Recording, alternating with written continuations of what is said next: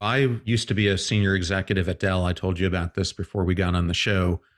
But one of the things at Dell that was great is Michael has an incredible network of fellow CEOs, and he would bring them in to talk to us, especially the senior leadership team, about what they were doing was working for them that we could understand and maybe think of how we could apply it at Dell. One of the people he brought in was Howard Schultz from Starbucks.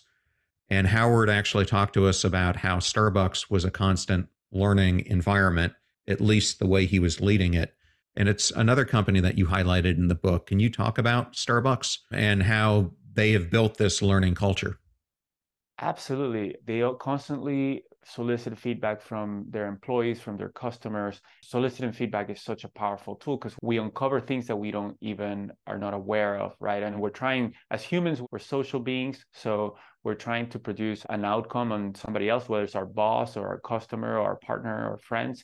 And so feedback on what effect we have on other people, what thoughts and emotions we're generating in them, what's helpful, what's not helpful is so precious. And so one of their baristas on the early days, her name is Teresa Sabadago.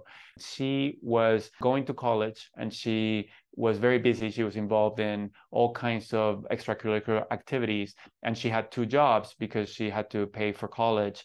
And so she was starting her shifts at Starbucks at 4:30 in the morning, and she was very sleep deprived. And she valued her work at Starbucks in part because it was what was giving her health insurance. Another thing that Starbucks is known for is for really taking good care of their people, providing health insurance for all the baristas, and also supporting them in learning so that they can continue to progress in their careers.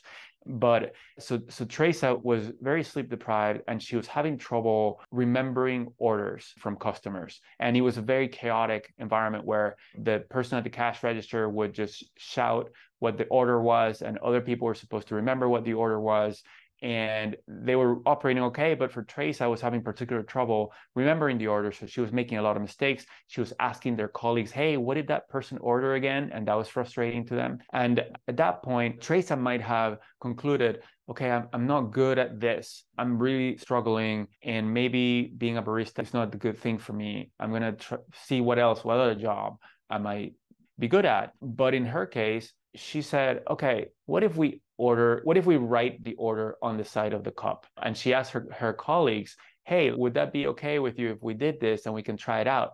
And luckily her colleagues were fine, were good with it. And in part because they didn't want Teresa to continue asking them what the order was. So they're like, yeah, like you can look at it in the cup instead of asking me.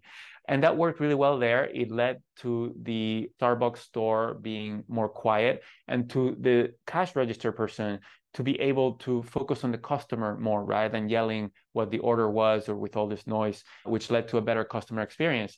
And what Teresa said is that Starbucks was always asking for feedback from employees. And so that encouraged her to share her idea with Starbucks. Because what happened is she started getting shifts in other local Starbucks. And when she went there, they would say, no, we have been told to do our job in a certain way.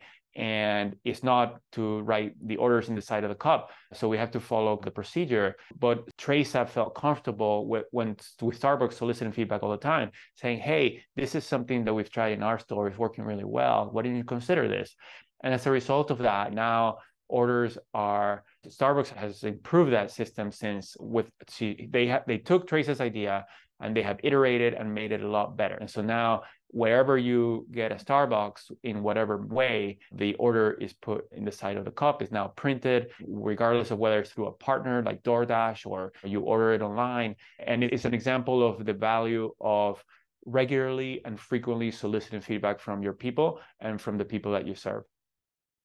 Yeah, I feel like we just did an episode of Paul Harvey because that was great. Now we know the rest of the story on why, when you go into Starbucks, the writing on the side of the cups and how and where it came from. And it's interesting because years ago, I was on the advisory board for an Indian company called HCL. And one of the other people on it was the CIO from Applebee's. And it was interesting because, similar to what you're talking about here, they had this issue at Applebee's years ago where orders were not coming out together. The waitresses or waiter would bring one thing out, then another. and they couldn't get it down. How do you do this together? Because as anyone who cooks knows, vegetables take X amount of time, different proteins themselves take different amounts of time. Potatoes or starches or whatever you're going to accompany them have different amount of time. So they came up with this ingenious device called a bump bar that now I think most of the large scale restaurants use. But when orders come in, the computer actually tells the chef in what order they should be cooked.